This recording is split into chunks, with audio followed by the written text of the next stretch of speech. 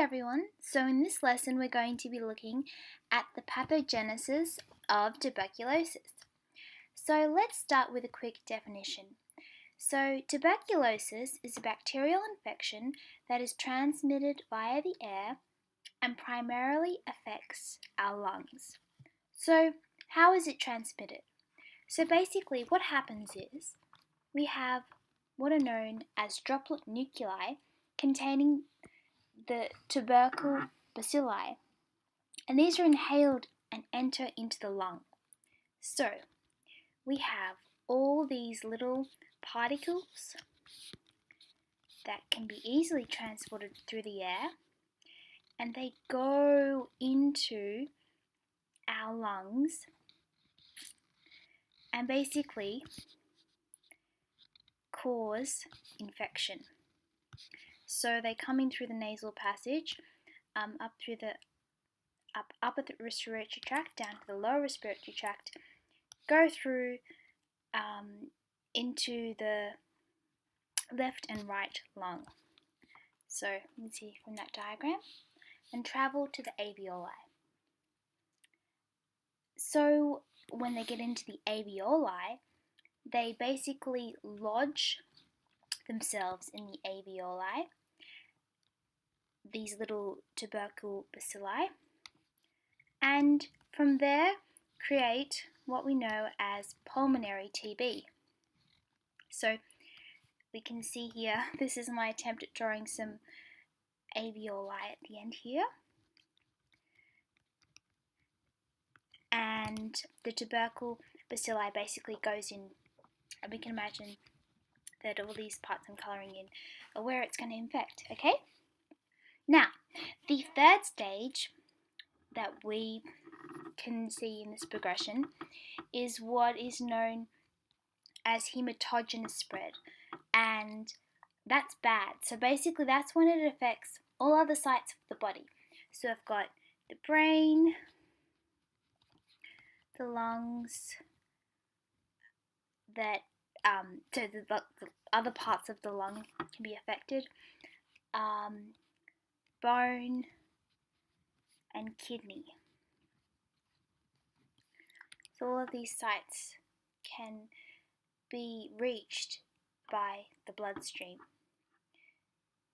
And we can see that these bacilli, the reason why they can exist in the lungs and basically are so kind of impenetrable is because they form these granulomas.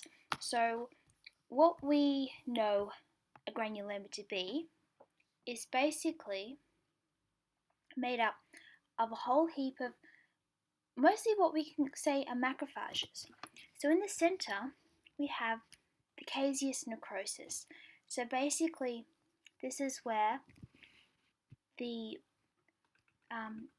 bacilli has infected and is lodged. But then all around that we have what are known as multinucleated giant cells. And these are basically trying to ward off the bacilli from any type of further infection.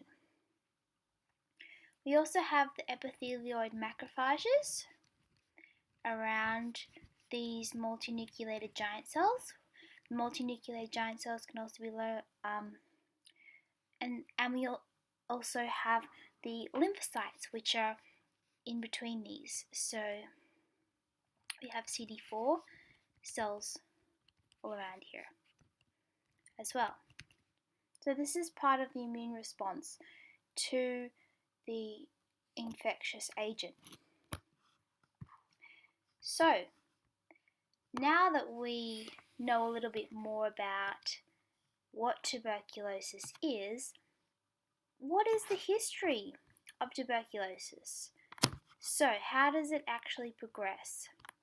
Now, I have to give credits to my amazing pathology lecturer, Dr. Rakesh Kumar, for this diagram. So basically, Dr. Kumar is a lecturer at UNSW, and so he developed this diagram, which is used in Robbins pathology, which is really cool. Okay, so basically, what we have when we have tuberculosis is what we start off with, like what's known as a primary infection. Okay, so primary infection is right down the bottom here, and that's to a naive host. So basically, it's someone who's never encountered TB before. So we have this primary infection, and what can happen is this can basically lead on to pre-immune low-level bacteremia. Yes, okay, and that is not good. So basically, if you guys remember the term septicemia, basically that's infection of the blood, and bacteremia is a bacterial infection of the blood. So we know that that's pretty bad, because once things get into the bloodstream, then the body really is at the mercy of that organism, which is not good at all.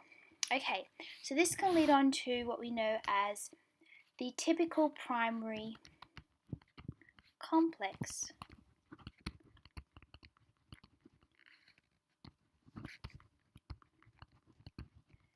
So that's basically the localized caseation. And this can either result in healing, which would be awesome. So we have a big smiley face here. Or it can also result in latent lesion. So basically, that means that the tuberculosis is lurking in our body, which is not good at all. Lurking is not a very nice word. So basically, this can be pulmonary or extrapulmonary. And we know what extrapulmonary means, don't we? It's gone beyond the lungs, okay? Now, if we have what's known as reactivation, then we can have post-primary. Some people call it secondary, but it is probably best just to call it post-primary TB. And this basically can also be caused by reinfection. Yeah, okay. So, this then leads on to hematogenous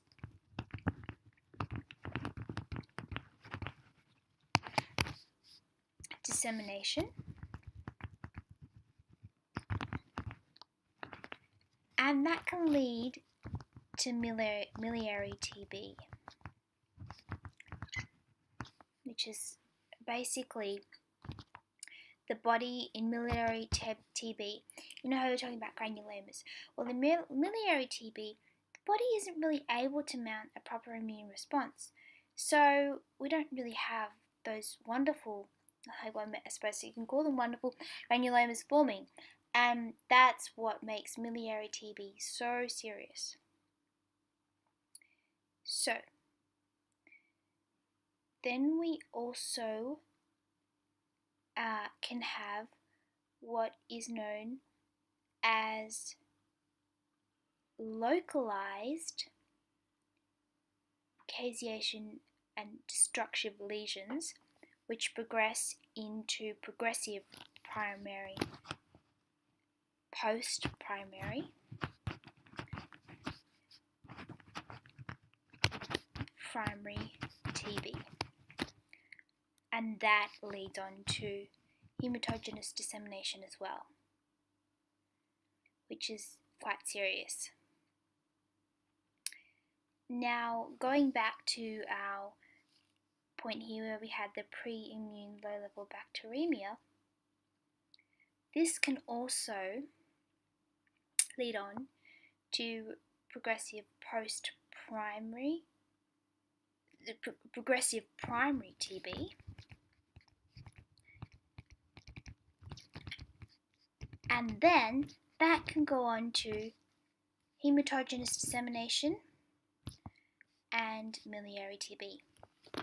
So what's really important that we need to look at here now is what is represented by the x-axis and what's represented by the y-axis. So here on the x-axis we have time.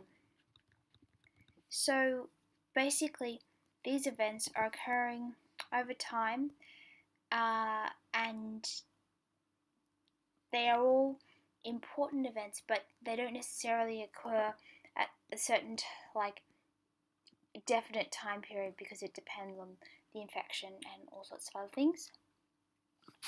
And up here on the y-axis we have the immune response.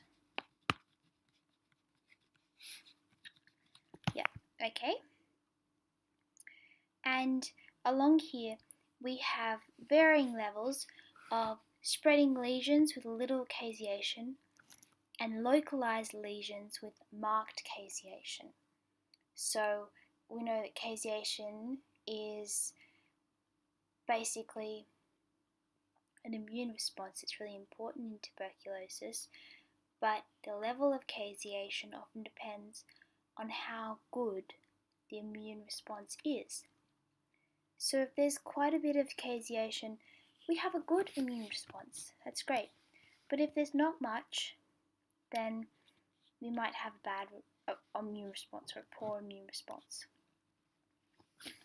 Okay, so that is a brief summary of the pathogenesis of TB. I hope you learned a lot, and thank you for watching.